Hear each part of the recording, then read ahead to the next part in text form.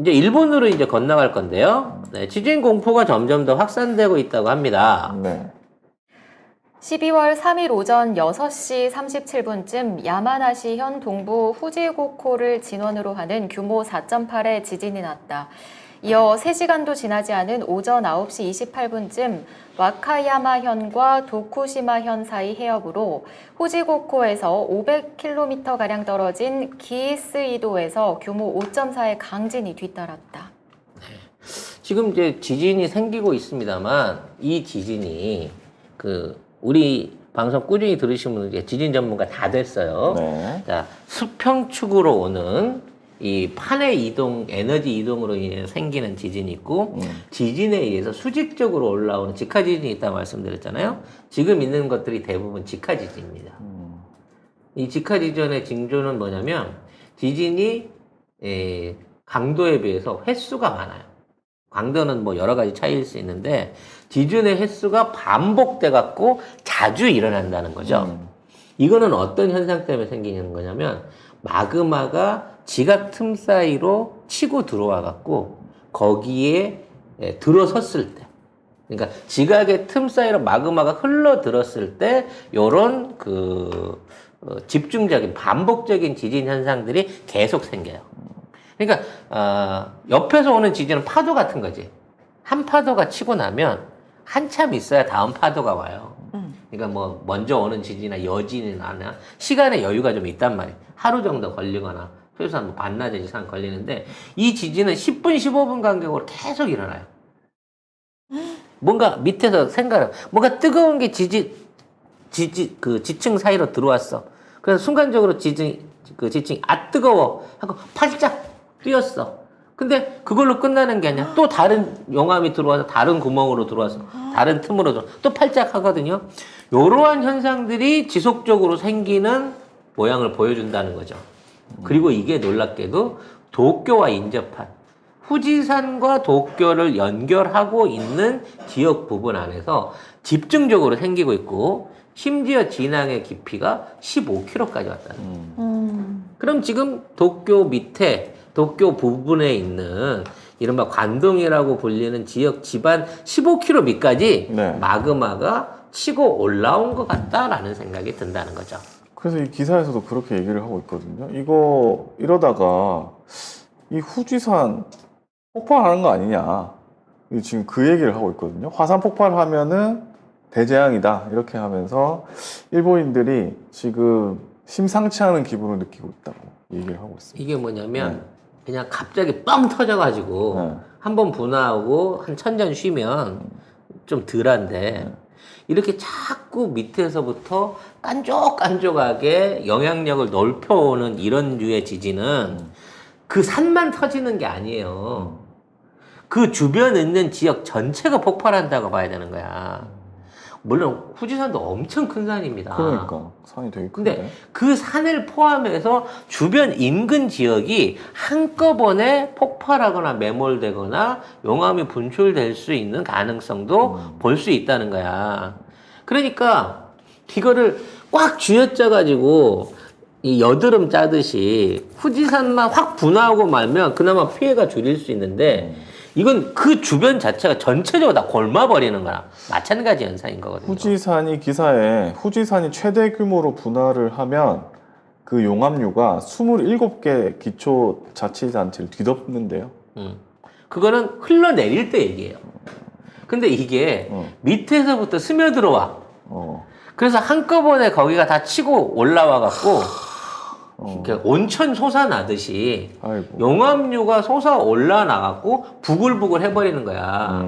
후지산처럼 어디 한 군데만 딱 포인트를 해갖고 거기만 치고 나가는 게 아니라 그 주변 집안을 한꺼번에 다 들고 일어나 버리는 엄청난 분출로 이어질 수 있다는 거지. 이건 폭발은 없지만 피해 규모가 어마어마한 규모가 만들어지게 될 거란 말이죠. 방금 제가 보여드린 기사는 3일 SBS 기사였고 지금 소개해드릴 기사는 5일 기사인데 요거는 이틀간 90회가 흔들렸다. 이건 아까 말씀드린 대로 정상적인 이 지진대에 의한 지진이 아니라는 거죠. 그리고 이게 늘 이제 시실과 난실 늘 말씀드리고 있습니다만 옆으로 오는 지진과 우아래 오는 수직 지진이 연결되게 되면 아주 이 포인트가 맞아버리면 이 에너지가 합쳐지면서 미중류의 폭발이 일어나는데 지금 이 폭발의 시작이 지금 도쿄 밑에 있는 1200km 떨어져 있는 해저화산에서부터 시작됐단 말이에요. 근데 이게 점점점 오면서 지금 후지산 쪽으로 왔어요. 지금은 이제 이렇게 그 대륙판에 의한 지진은 거의 지금 안 일어나고 있습니다만 이제 지금 저 가운데 빨갛게 보이는 저 지점을 중심으로 해갖고 후지산하고 연결되어 있는 관동 관서 지역 안에서 대규모 내부 분화에 대한 조짐이 일어날 수 있다라는 가능성이 보여진다는 거죠. 저게 일어나게 되면 저 지역에 사람이 못 살게 되는 것은 아무것도 아닙니다. 그런 광범위한 분야를 통해 가지고 이게 바닷물하고 만나게 되잖아요. 그럼 뭐 원자폭탄의 수십 배 이상의 위력을 만들어내요. 수증기가 1700배 이상 이게 한꺼번에 확 불어나면서 어마어마한 폭발을 일으킬 수 있거든요. 그런 종류의 재앙까지는 가지 않았으면 하는 바람입니다. 방금 지금 말씀드린 분화 또는 후지산이 정상적으로 폭파해서 그 쇠석류나 용암에서 주변 다치다한테 손해보는 것만 해도 어마어마한 대재앙이에요. 인류 역사상 가장 큰 화산 피해가 될 수 있습니다. 근데 제가 걱정하고 있는 그 단계까지 간다고 치면 실제 일본에 남아있는 토지, 그러니까 이 섬들 중에 그 형태를 유지하고 있을 지역이 고지대 말고는 거의 없어질 수 있다라고. 몇 개의 섬만 남고 사라진다라고 하는 옛날 어떤 그 예언서의 예언 같은 내용들이 진짜 실화가 될 수 있다는 거죠. 여기 이렇게 되면 제주도는 괜찮을까요? 우리나라는 괜찮을까요? 늘 말씀드리지만 어느 정도 영향은 미칠 수 있겠습니다만 현재 그 지각판들이 따로 떨어져 있는 그렇죠. 영향을 받고 있고 따로 떨어져 있는 것 같은 영향을 받고 있고 저쪽에서 6 정도 지진 날 때 우리한테 2 정도의 영향력이 왔었다는 거죠. 전혀 없다고는 말할 수 없습니다만 경주, 부산 단층까지는 일본하고 연결되어 있는 구조가 있고 일본의 제일 가까운 한국하고 제일 가까운 화선하고 부산까지의 거리가 550km 정도 됩니다. 그렇기 때문에 이런 대규모 분화가 있었을 때 일부 피해가 전혀 없다고는 뭐 말할 수 없겠지만 심각한 괴멸적인 피해를 입을 가능성은 그나마 좀 적다는 것이죠.